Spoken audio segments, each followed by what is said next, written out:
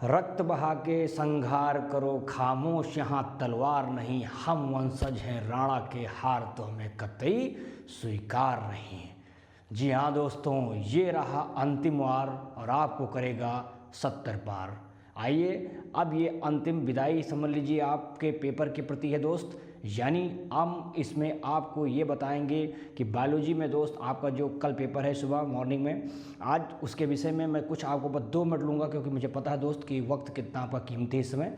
कुछ मैं फिगर्स का नाम आपको बता देता हूँ, कुछ टॉपिक्स बता देता हूँ, इसको पढ़ के तभी जाना, ये निश्चित आप इसको लिख लेना। जैसे कि आपको दोस्त क्या करना है, आपको फ्लावर का एक बढ़िया सिस्टमेटिक तरीके से फ्लावर स्ट्रक्चर विथ लेवलिंग के साथ पढ़ना है। साथ ही साथ दोस्तों आपको development of the embryo sac के बारे में अच्छे से फिगर ड्रा कर लेना है, और फीमेल रिप्रोडक्टिव सिस्टम्स को भी देख कर ही जाना है, बिना वो देखे नहीं जाना है।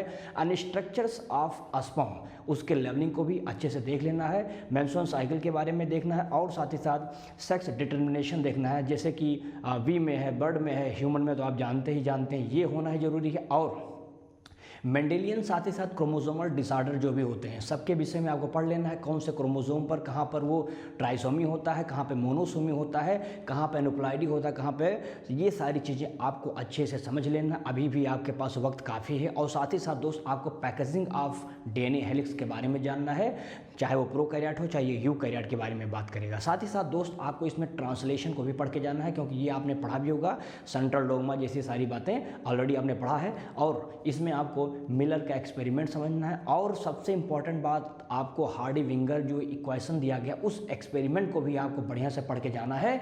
Life cycle of the malaria, उसमें कैसे होस्ट कैसे काम करता है, ये सारी चीज़ें देख कर जाना है। और एसटीपीज के बारे में जो कि आपको बताएगा सीवेज ट्रीटमेंट प्लांट्स के बारे में दोस्त। साथ ही साथ आपको PBR 322 जो बताया गया था जो कि प्लाज्मिड है, उसके बारे में भी पढ़ के जाना है। और PCR आप जानते हैं पॉलीमरेज चेन ऑफ रिएक्शन कितना इंपॉर्टेंट है, उसको पढ़ लेना। और दोस्तों एक इसमें जेनेटिकली मॉडिफाइड जो इंसुलिन था उसको पढ़ना, यानी कि आप बायोटेक्नोलॉजी किस तरह से मेडिकल के फील्ड में बात काम करता है, वो चाहे जीन थेरेपी की क्यों ना बात हो, ये सारी बात देखना है। फूड चेन, फूड वेब, ये बातें, बायोडाइवर्सिटी देख लेना, और उसको कंजर्व करने के कौन कौन से तरीके हैं, चाहे वो इन सीटू हो चाहे वो एक सीटू हो, उसके बारे में देख लेना दोस्तों।